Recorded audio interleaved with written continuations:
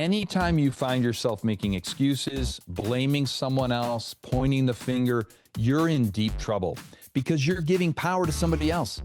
You're losing agency. You're losing your own ability to create the life that you are made to live.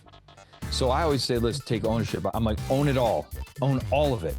If you do that and take responsibility for everything in your life, you will then start to make decisions that really affect your destiny and the impact you're going to have on others. Welcome to the Limitless Leadership Lounge, a tri-generational conversation for emerging leaders.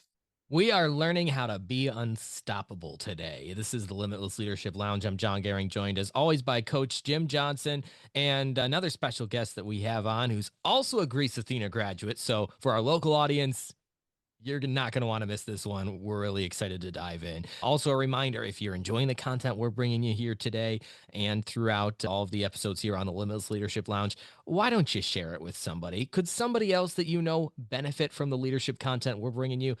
Make sure that you hit that share button. Maybe think of 3 of your friends or family members or colleagues who could use some leadership advice to grow as a young and emerging leader. So, Coach, without any further ado, let's dive in and get started today. Yeah, I'm really excited about our guest. He's done a lot in his life, and I'll share that in a moment. But I do got to tell our listeners that the scary thing is that we reconnected, and I coached Jimmy over 40 years ago at the JV at Greece Athena, where ironically I coached 2 years in JV and ended up being the head coach for 20 years. So it's great to reconnect with Jimmy. You never know, the world is small now, and we're really excited to have him. So let me share a little bit about Jimmy. Jimmy Paige is the creator of the Unstoppable Elite Performance, the Chief Leadership Officer for Sports Life Leadership, and the founder of the Unstoppable Freedom Alliance. He is a freedom warrior, health and wellness expert, Spartan athlete, and a podcaster. He has devoted his professional career to ministry and life to developing healthy leaders, cultures, and elite human performances, and trained over 100,000 leaders around the world. Jimmy is the author of several best-selling books, including One Word, which we connected. Ironically, I connected with Dan Britton, one of the co-authors, and found that Jimmy was one of his co-authors, and that's how we reconnected. Strong Girls Called to Greatness, and more. He's an in-demand speaker for conference, events, schools, sports teams, churches, businesses, in every industry. His mission is to inspire to live the unstoppable life, unleashing supernatural purpose, power, and performance. Jimmy is the husband and proud father of 4 grown kids. Jimmy and Ivelisse enjoy life in Colorado. And without further ado, Jimmy, welcome to the Limitless Leadership Lounge. Coach, thanks, man. That was quite an introduction. Thank you for that. It's like a blast from the past, right? First of all, not many people have friends for 40 years, right? Not many people can go back and reconnect with people after 40 years. So what a blessing it's been. An unorthodox way to reconnect, but man, I'm so thankful. Me too, Jimmy. It's just great. So I coached you so long ago, but I'd like to delve in, and we don't do this all the time, but I will say I'm curious. Tell us a little bit about your venture through high school, through college. And how did you get to where you are today? Yeah, athletics was such a big part of my life growing up. In fact, my mom would say there was never a moment when I didn't have some kind of athletic ball in my hands, a football, basketball, baseball. I was constantly on the go. In fact, if you wanted to make me happy, just give me some sports equipment. So from my earliest days, basketball was the one sport that I really wanted to play at the highest level. In fact, I had dreams and aspirations of playing in the NBA. Those were back in the days when maybe it was possible. It's a long time ago. Obviously, I ran out of height and talent, but nonetheless, it was a big dream. It was a big dream, and it pushed me.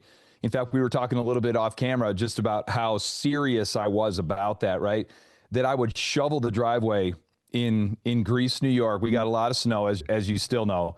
And I would shovel the driveway. My dad would say, hey, go shovel the driveway. And I would shovel it just far enough so that I could shoot from 3-point range, even though we didn't have a 3-point range back then. That's how long ago this was. Yeah, I know, it's scary but to say. Basketball is such an important part. Sports you were an influential coach in my life at a point when I really needed it. And we can talk more about some of the things that I think I learned from you and through that experience. Went to Virginia Tech, had an opportunity to play baseball there, but declined the opportunity to walk on. And that became both a regret, and it was redeemed later through my relationship with my son and some of the things he was going through That's a kind of a cool story. But went into the health and fitness industry after college. Went into sports performance, managed all kinds of very large scale health and fitness centers, medical fitness centers, sports performance training centers. Some people will remember the name Cal Ripken Jr. He was actually a partner with us for a little while on a sports performance facility. That was cool. And then after that, went into life was really changed from a faith perspective at college through the Fellowship of Christian Athletes, the merging of sport and faith, which was perfect for me. And so I really deepened my faith walk. It became very personal to me, and it really helped shape me into the man that I am. I think that component of life is so important. Coaches in your life, leaders in your life, and the faith component. And then I went into ministry with FCA, investing in leaders at all levels, from Olympic down to sixth graders. And now I'm with Sports Life. But along that way, along that journey, I had a real desire to write books. I was already a professional speaker. I was already on stages speaking on leadership and culture and human performance. So I loved that. But I knew that I really wanted to write some books. And now we're at a point where Dan and I and John Gordon, who's another one of the authors involved, have written over 10 books together. And it's been just an incredible process of growth, putting true principles on paper that need to be timeless. They need to be able to be tested and work. So that's the journey. Been married for 33 years, have 4 adult kids, and just enjoying this stage of life where hopefully we really need to leave a legacy behind. Yeah, you're certainly doing that so far. Faith, fitness, family, all important to you, all important to Coach and I as well. And it's cool. I can picture that driveway of yours because I can look out the window here as I sit in North Greece, and I could see exactly what you're talking about. Today would be one of those days that you would need to shovel. But Let's go. Come on. It goes to show your unrelenting passion for what you do. And it takes that unrelenting passion to be as successful as you've been able to become. Over the course of your life, you just mentioned you've had some pivots and some changes, but what is it about that never quit attitude in you that always gets you where you need to go, whether it's in athletics, whether it's in writing books, coaching, speaking, etc.? Yeah, I think that there's so many components to this, John. It's such a great question. I think grit and resilience and that never quit mindset is really the thing that does get you through very hard times. It gets you through adversity, gets you through maybe some suffering. And life is, you can't escape life without adversity, challenge, and suffering. It's just a fact. And I think that's why sports is such an important vehicle and has been for me in life, because sports mirrors life. You can learn more in a team sport in particular. I have a bias toward team sports. You can learn more in a team sport environment about life and about yourself. You can develop more qualities that are going to serve you in life, about leadership, about followership, about overcoming adversity, about disappointment, how you bounce back from that. So I would say the lessons that I learned early on in sport really are the things that developed my leadership strategy, my life philosophy about how to live, and have really served me well. When you suffer, you have to find a way through it, right?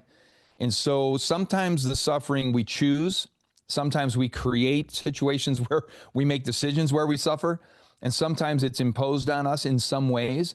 But no matter how those things happen to us, we have to reframe it and say, is this happening? Could this be happening for me, not to me? Could this be happening for my benefit? Could I use this challenge, this adversity, to my advantage?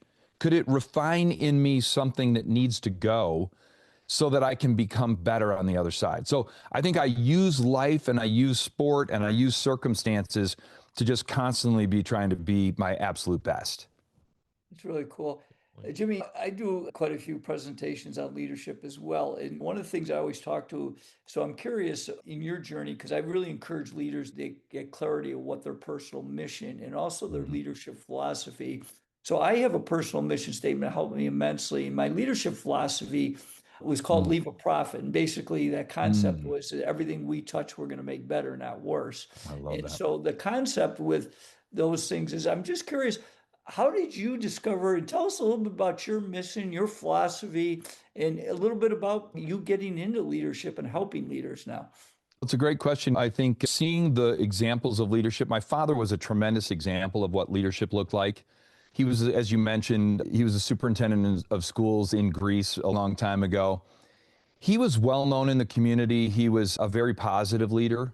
He was a good communicator. And he built alliances across a lot of differing opinions and different approaches, which I think was super helpful. But he also had a very strong moral compass. He had a very strong sense of where he was going, and I saw that. He wasn't going to just accept bad ideas just to include people, because there are legitimately bad ideas. Right. So leadership is about shepherding people towards their best ultimate good. And sometimes that shepherding requires a hammer and a chisel, so to speak. Like there's some things you might have to confront.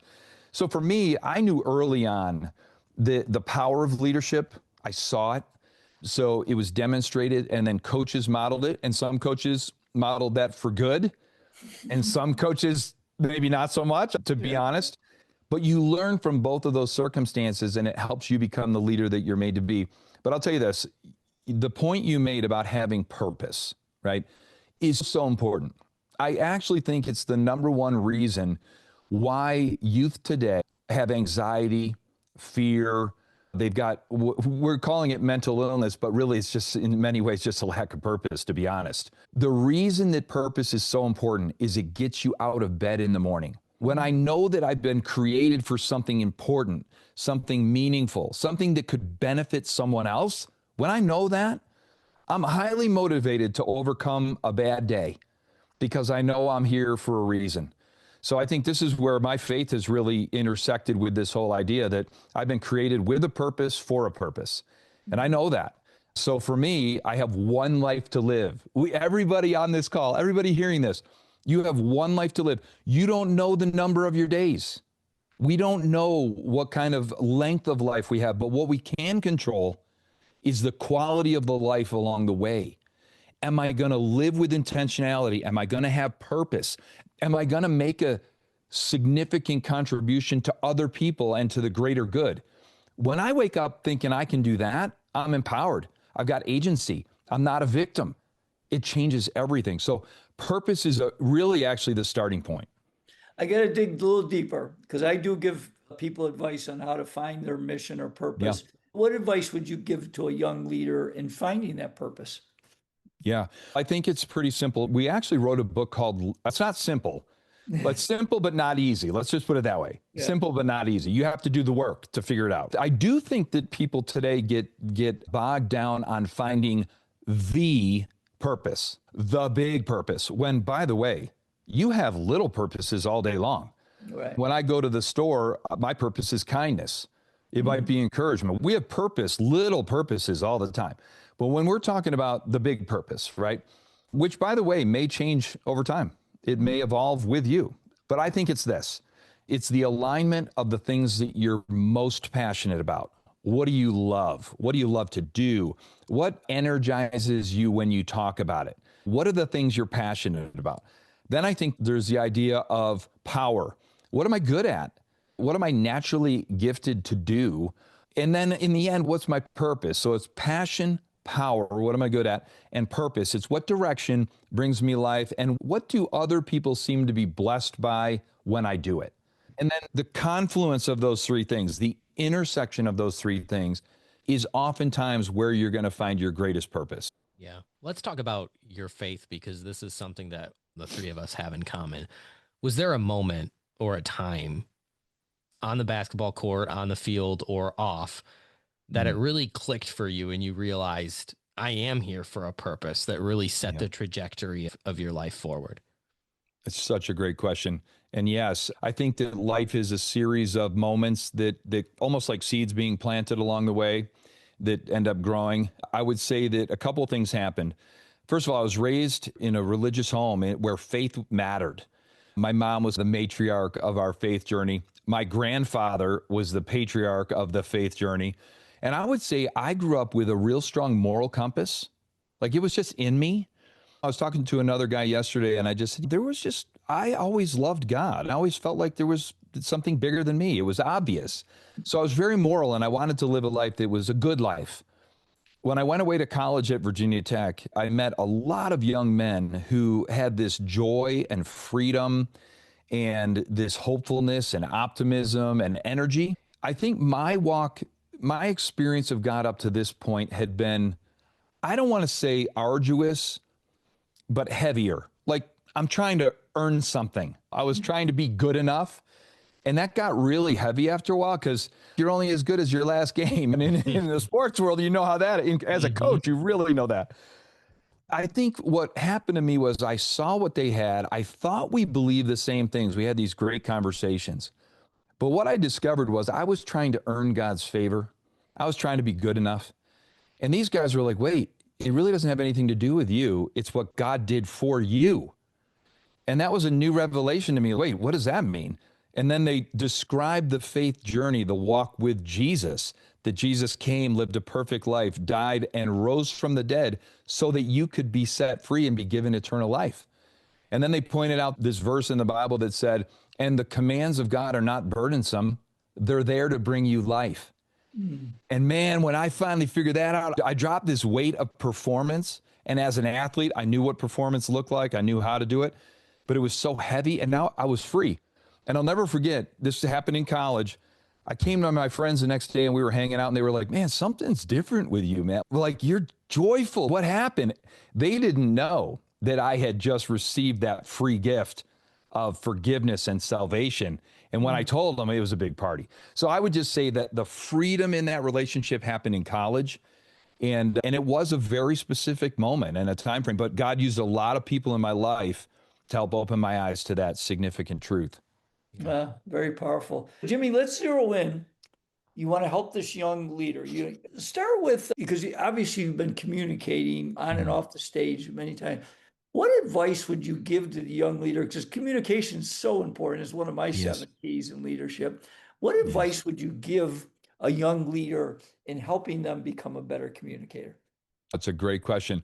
I think I always start with the idea that whatever you're trying to communicate, you have to say it as simply as possible. Don't overcomplicate it. I remember in my earliest days of communicating, Jim, I would throw so much content at people that they were writing furiously because it was important and good, but they were exhausted. They're like, oh my gosh, what am I doing? The messages need to be simple. I always tell people, if you have an opportunity to communicate to someone, make it one main point. One main point. You can have supporting points that help to unpack it, of course. But as a young communicator, if you can pick a theme for the talk where you're going to make one big point and you tell them right up front, this is the big idea. And I'm going to prove to you why this is important. And you're going to then implement it. Sticking to one big idea is really important. So keep it simple. I would say, this is going to sound weird, be repetitive. Okay, so everyone's, what do you mean? Reps lead to performance. The human mind does not remember something when you tell it to it one time. So you have to have repetitions. You have to say it over and over again. And by the time you've said it 3 or 4 times, people finally get it. So keep it simple, have a main point, and then get some reps in there. And the other thing too, I always tell young communicators is this: don't be anybody else but you. Figure out your style. Where are you most comfortable on stage or communicating? And then be your best. Don't sound like somebody else. Don't try and do it the way somebody else does. It doesn't mean you don't learn from others. But what it means is, in the end, I want you to be most authentically you. It's a great point, Jimmy. I'd say one thing. I kid leaders that I say that you have to be the CRO, the Chief Reminding Officer. So you really hit a good point with me. Go ahead, John. Yeah. And then, Jimmy, one thing you also talk a lot about that you can all resonate with is purpose, the importance of purpose for team members who are looking for that in a leader. How do you, as a leader, give them that purpose and inspire them so that they can be the best individual contributors that they can be? Yeah. Everyone's they're looking for the contribution that they can make, right? So if you're a part of a team, not every person's going to be the high scorer. I need some people to box out and rebound. I need somebody to get turnovers. I need somebody to play shutdown D. I need somebody to make passes and get assists.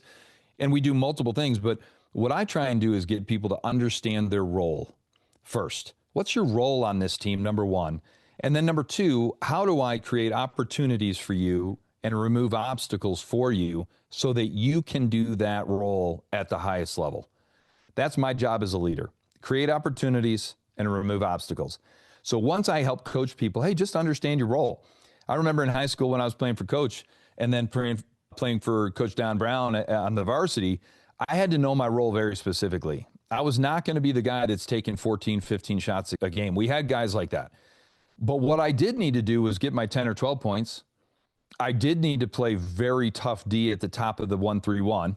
I did need to get a couple of turnovers, and I needed to feed the ball to the scorers in a position where they could make plays.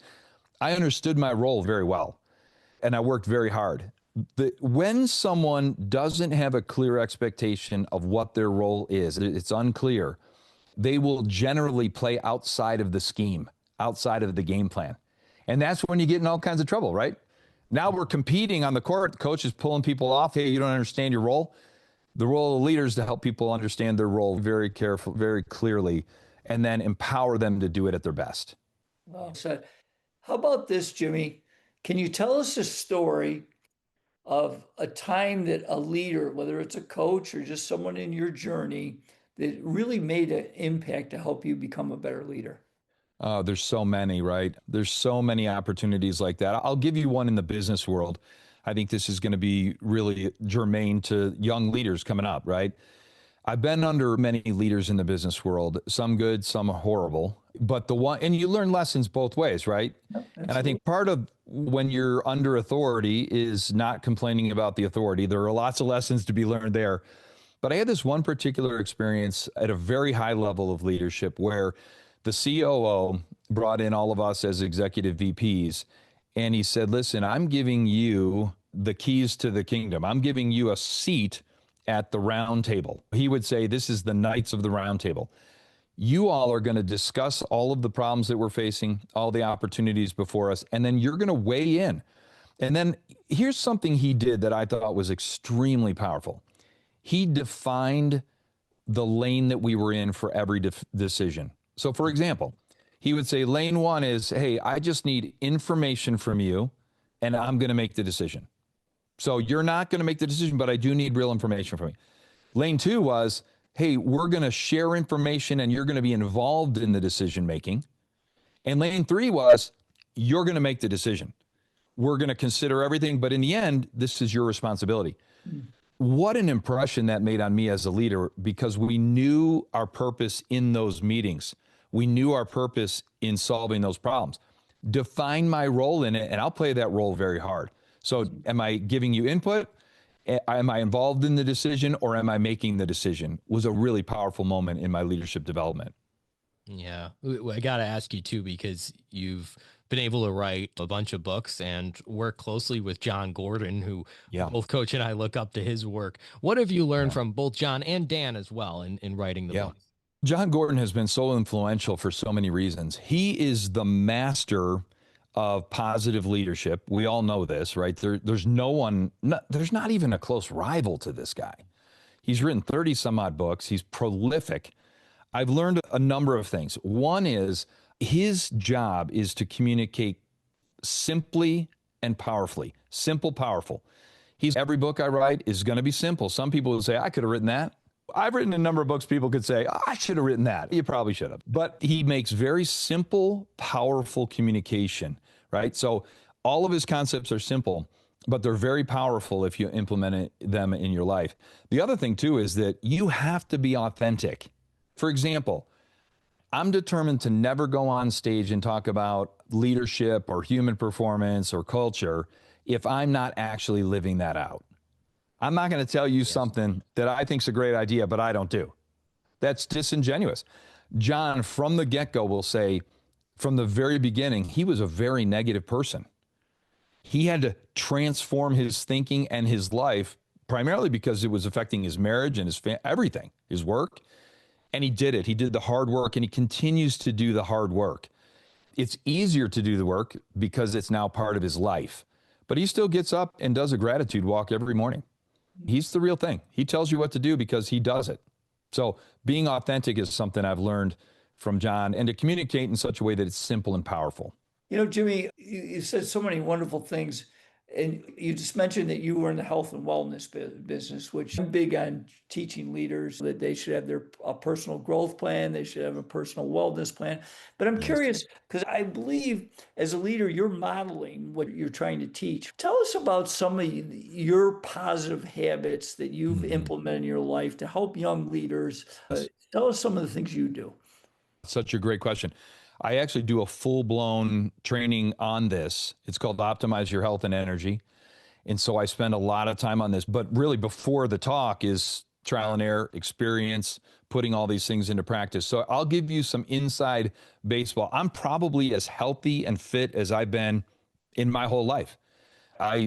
Because I take it serious and it's a priority, not so that I'm fit, but so that I can enjoy life with my kids, hopefully someday with my grandkids. I want to run through the tape at the end of life. I don't want to crawl through the tape. So for me, health and wellness is such an important piece, right? So for me, there's a handful of things, and I'll just say, I'll put them in 3 categories real quick, and then I'll give you a little bit more meat on it. It's eat clean, move more, and sleep better. Those 3 pieces, they're elementary, and somebody's right now saying, I could have done that, I could have written that. Yes, but it's living it that matters. And then the other tip for young leaders is this, without getting into the specifics unless we have time, but the other tip is this. You have to win the beginning of the day and the end of the day. You have to have a protocol for the AM protocol and a PM protocol. What this means is you are going to set yourself up for success, mind, body, and spirit. When you go to bed, you're going to sleep well. When you get up in the morning, you're going to be rested and you're going to execute your way. I call it, hey, this is your protocol. It's what's your way. Somebody says, oh, you do X, Y, and Z. And I'm like, yeah, that's my way. That's the way I do it. And I don't have to apologize for it because it works.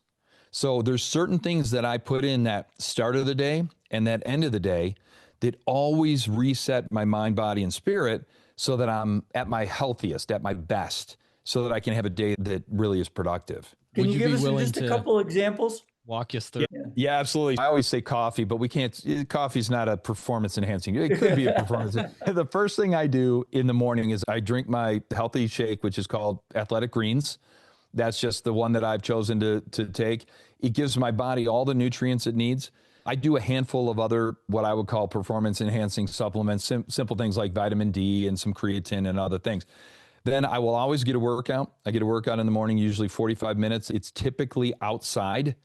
I'm a big believer in outside workouts, regardless of the weather. That there's a whole nother mindset piece to that.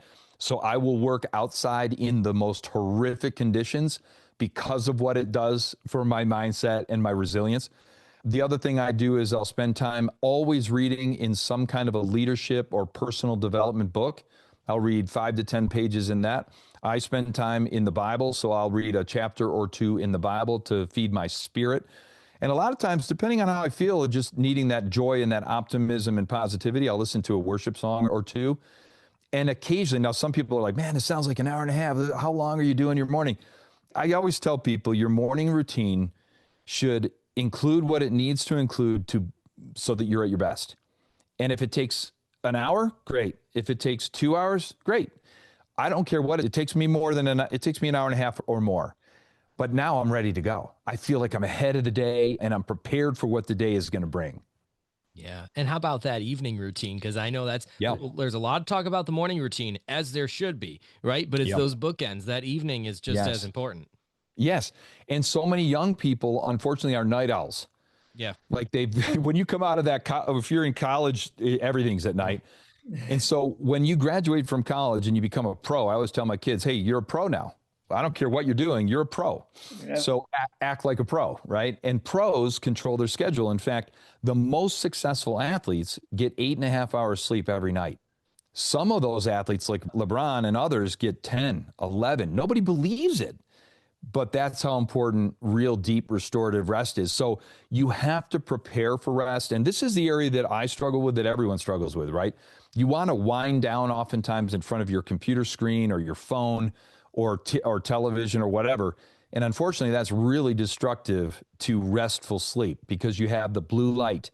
You're stimulating your brain to stay awake when you really need to be winding down. So here's a couple of things that you should do, have to do to set up the next day. One is turn off technology about an hour before you're ready to go to bed. That's tough. But in that space, you can read, you can prepare for sleep. I have a couple of different things. Occasionally I'll get on the PEMF mat, which helps to ground your body and actually prepares your physiology for deep sleep. It's called a pulsed electromagnetic field mat. Very effective tool to get your body to slow down. And then I go through gratitude. I go through the things that I'm thankful for. And regardless of how hard a day was or the things that you may have encountered, you simply cannot be negative if you're grateful. And so when you go to bed and you're essentially mind seeding, you're planting seeds in your mind that grow overnight. And so physiology, science will tell us that the things that you think about at the end of the day are the things that grow in your mind and your spirit overnight. So if I'm worried and anxious and I'm going to bed with all those thoughts, those become really big by the morning. But if instead I'm focusing on the things I'm grateful for and thankful for and all the ways I've been blessed, then I wake up grateful, positive, optimistic, and it actually happens. So I would say that's a key part of that nighttime routine, is to prepare yourself for the next day by putting those thoughts in your brain, in your heart, in your spirit. They're going to grow overnight into something productive. Wow. Yeah. Very well said. said. Jimmy, I got to ask you, we're going to turn the tables a little bit. Tell us a little story about a time where you failed as a leader, and how did you overcome it? Oh, it's such a great question. I think that as a young leader, you think you know everything. I don't know if I think this is a systemic problem, right? Yeah. When you're young, you've got so much energy and so many great ideas, and you think you know everything, and you are telling everybody that you know everything. And I remember in my early days sitting at the table and always feeling like I had a better solution, and I would share it. And I think that what you learn over time is people are perceiving you as that young leader who thinks they know everything. Sometimes that young leader is going to come up with a great idea, but a lot of times it's, yeah, just slow down a little bit. You keep the good ideas coming, but you might not know everything. So early in my career, I discovered that I was coming across that way, and I think you have to fix that fast. I also think that leadership is a skill that grows over time. And I discovered early on too, I didn't want to have all the answers. In fact, I discovered that I was trying to do everything myself, and that's a recipe for disaster. What you need to do is empower other people to make their best contribution. But in my early days, I was trying to get it all done. And I ascribed to that philosophy: if you want it done right, you got to do it yourself, which is just total nonsense. But as a young early leader, it was like, okay, fine, I'll do it. I got it. You don't know what you're doing, I'll do it. And you get worn out when you do that as a leader. Yeah. Jimmy, I got to say one thing, and I'll let John go, is that the genesis of this podcast was during COVID, and I was thinking about what I wanted to do to help people. And I became a podcast junkie. I started listening to all kinds of podcasts. And I said, I want to start a podcast to help young and emerging leaders, because I became a head coach at 25. Thought I knew you really, what you said, it hit me so hard, because I thought I had a couple of successful years as a JV coach at Athena. I took over another Monroe County school. You did have some great players. Yes, we did. I did such a great job in my first year as a head coach. I led the team to 17 consecutive losses. And I was in an interim position. They did not renew my contract. So it was a pretty humbling experience. But what you said hit me so hard, because that was me. I was arrogant. I thought I knew what I was doing. And it was probably the best professional experience that ever happened to me, because it really humbled this guy that I had to learn a lot about leadership. So thank you for sharing. John, go ahead. Yeah, I was going to also react to what you were saying too about failure, because when you're talking about having to take on everything, that's relatable as a young and emerging leader, is thinking that your way is the only way and you got to do it if you want to done it right. But the best leaders we noticed from doing this podcast have mastered the art of delegation. Do you have any tips on how to delegate best as a leader? Yeah, it is the essential leadership skill, right? You want to do what only you can do. As a leader, I want to do the things and focus the vast majority of my time on the things that I'm uniquely there to do. Everything else needs to be delegated to people who are uniquely positioned to do those things. And by the way, when you start delegating things to people, they usually do it better than you. This is the great irony, right? If someone's really good at marketing and design, you may be decent at it, but if it's what they focus on 24/7, it's what gets them out of bed in the morning, they're likely to do that at a much higher level than you are. As soon as you can get over the idea that if they do it differently from you, it's wrong, and instead you can say, they may do it differently than me, and it may actually be better. You have to leave room that the way they do it is better than you. Trust them, empower them, reward them when they do a great job, correct them or redirect them if they need it when they don't. But giving away those responsibilities in the end is going to multiply your effectiveness as a team. Well said. Jimmy, first of all, I just really grateful for your time and insight. I have one more question, and I know Jon will wrap up probably with a question and how people can reach out to you. But my final question, you've involved, I believe, with 10 books. Yeah. It's two parts. So for this young leader, what book of the ones you've been involved in would you recommend to a young leader to read? And then I got to go outside the boundaries and say, what is one book that you really made an impact outside of your books that you would recommend to leaders?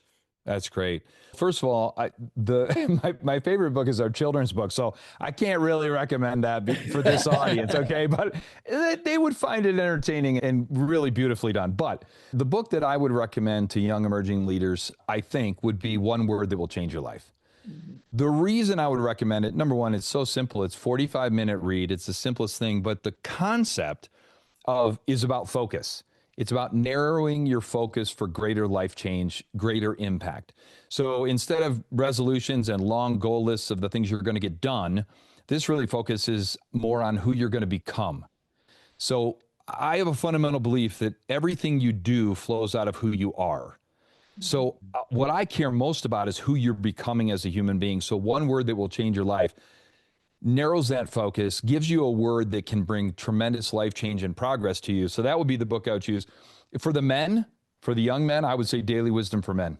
It's a powerful 365-day walk through leadership just for men, written by men, for men.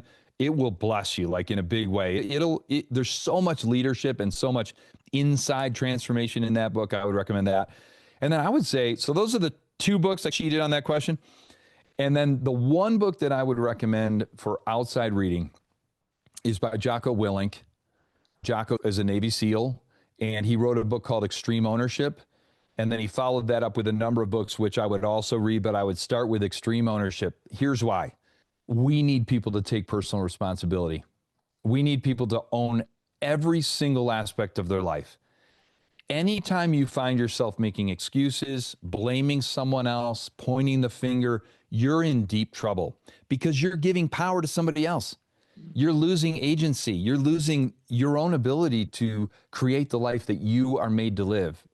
So I always say, let's take ownership. I'm like, own it all. Own all of it. If you do that, take responsibility for everything in your life, you will then start to make decisions that really affect your destiny and the impact you're going to have on others. Wow. Yeah. Said. And by the way, all 10 of Jimmy's books, you can find those online. We'll have a link down in the show notes. I also wanted to say, be unstoppable. You got 7 keys in there for a wildly successful life. So my final question to you is, what does a wildly successful life look for Jimmy Paige? That is so good. I'll say this is not going to be the answer. It's too simple, right?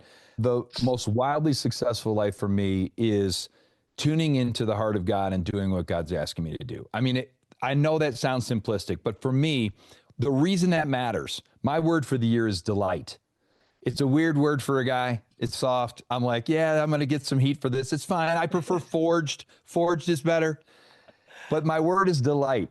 And so when I delight myself in the Lord, he gives me the desires of my heart. Why? Because my heart is aligned with God's purposes for my life. So that means I'm probably going to become a man of integrity, faithfulness, good stewardship. I'm probably going to be really good to my wife. I'm probably going to be a pretty good dad. For me, the things that matter most are the things that are going to last the longest. So it's issues of faith, family, my marriage, my friendships. Those are the things that matter most. Wildly successful life for me is mostly about people and it's really about living my life the way God intends me to live it. Beautifully said, and well done, Jimmy. And we're very aligned in that way. So thank you for sharing that, and tell us too where we can find out more about you, the best ways to connect and find your books. Easiest way is to go to beunstoppable.live, beunstoppable.live. There you can communicate with me. We have a form you can fill out, and it goes directly to me, and then I'll get in contact with you. Obviously, I do keynotes, workshops, trainings, all kinds of fun stuff. I'd love to get in touch with your audience for sure.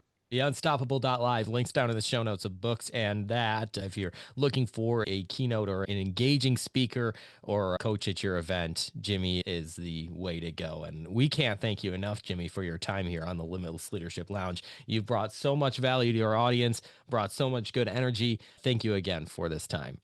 You bet. This is a real blessing. Coach, come on. 40 plus years. You're still having an impact on your athletes, those you've coached. Thank you for that. And Jon, you're amazing. Thanks for setting this up so well.